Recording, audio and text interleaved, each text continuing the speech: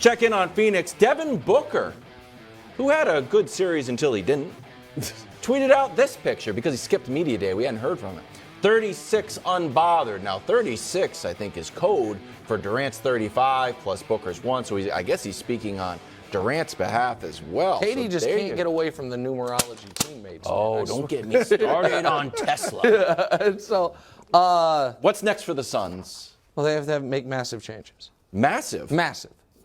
So, especially because of the new, I'm not getting into details, new CBA, but starting July 1-ish, the rules about who you can trade, how you can trade, bundling salaries, what you can take back, it all. So, you got to do this and do this in relative short order.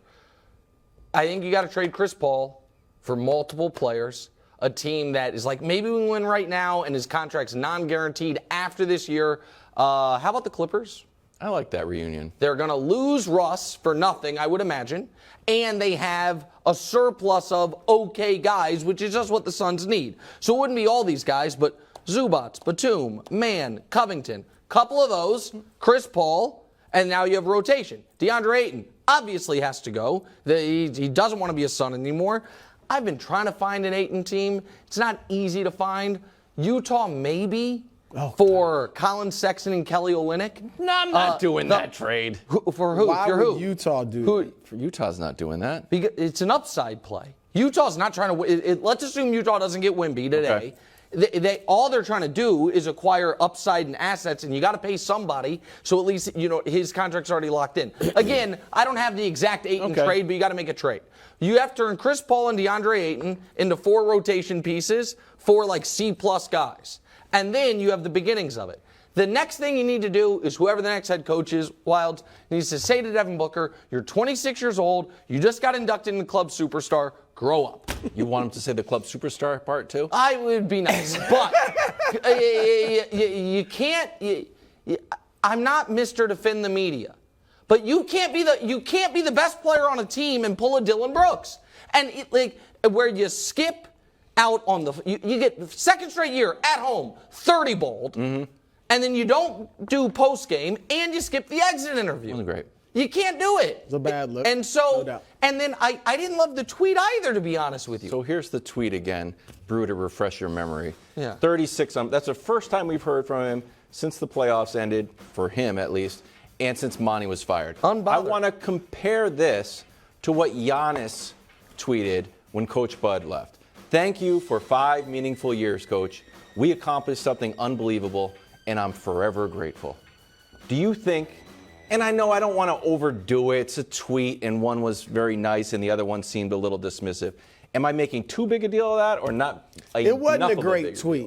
It wasn't a great tweet because No. I would have loved to have seen him give Monty Williams some love. That's the thing. Monty deserves it. That's the Not thing. only is he a great guy and coach, but he lifted that. Remember, they were garbage Yes. when Monty Williams got there. You saw what he did in the bubble and obviously led them to the finals. And even if you want to be critical, like maybe Booker in his mind is like, we didn't make enough adjustments. He put people in the doghouse, still, whatever. it's just good Book leadership. didn't show up either. That's the thing. Like, Book didn't have not only this closeout game, but last year's 2 closeout games. So I think you're right on that.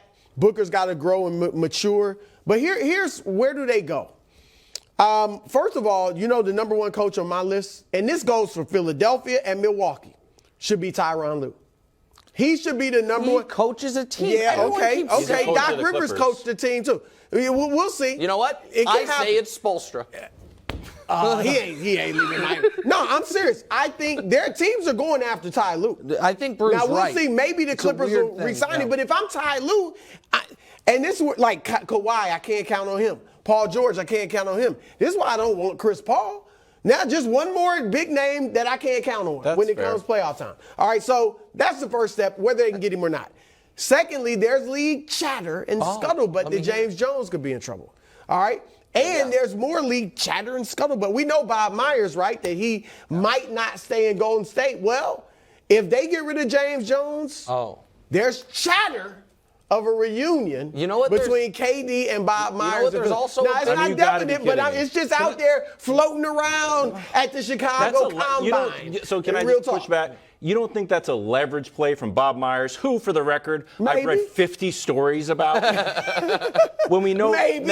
we know the new Suns owner wants to have his fingerprints all that's the over thing. basketball. Obviously, Bob Myers is like, look, if I come here, I'm running basketball, not you. Oh, sure. Not I paid Ishbia. $5 million. I can't even get a All game ball. Second thing, DeAndre Ayton. Okay.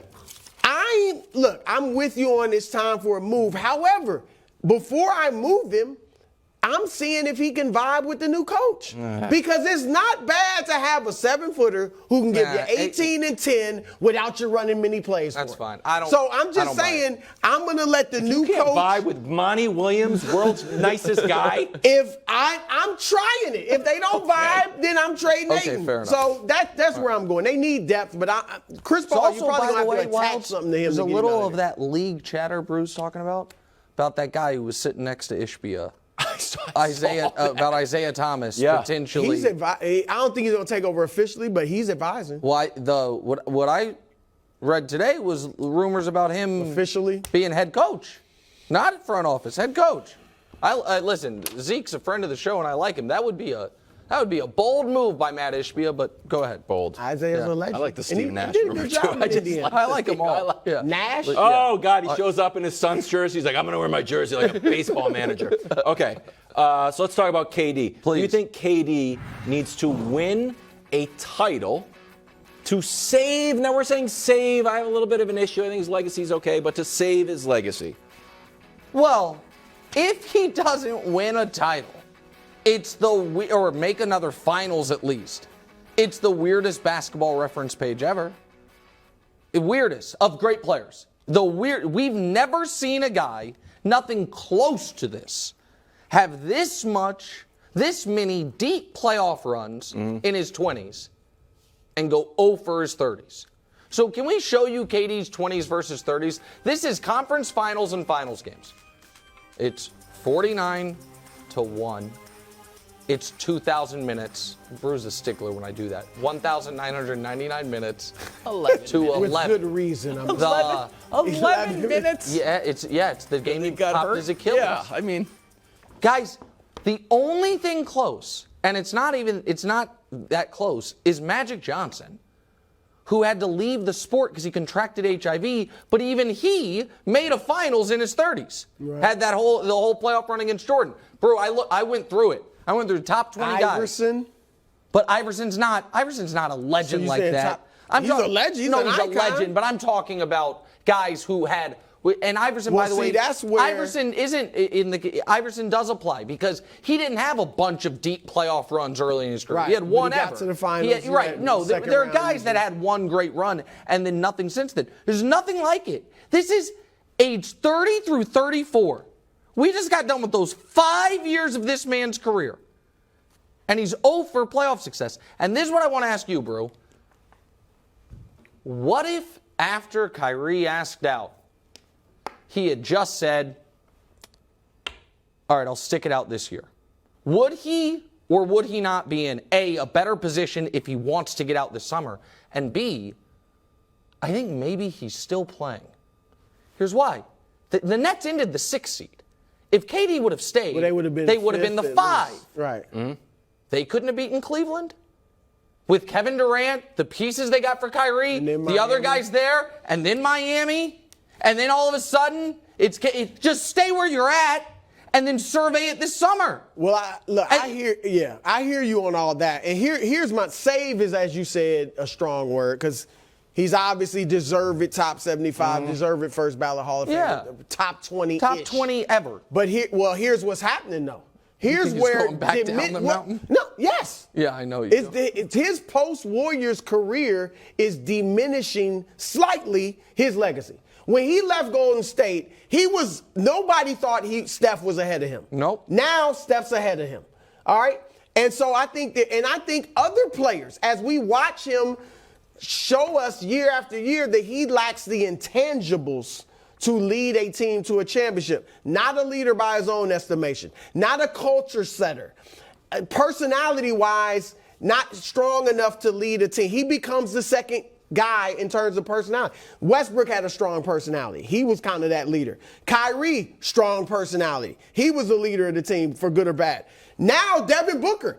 KD's not tweeting. Devin's tweeting for both of them. 35 plus 1. I'm going to send it out. I mean, Booker is the strongest, clearly the strongest personality. Golden State let Durant lead because they were egoless. And Steph was like, cool. And Draymond led. Well, Durant Draymond was the inspirational leader, but it was Steph's team. Draymond was the inspirational leader. So we're seeing that.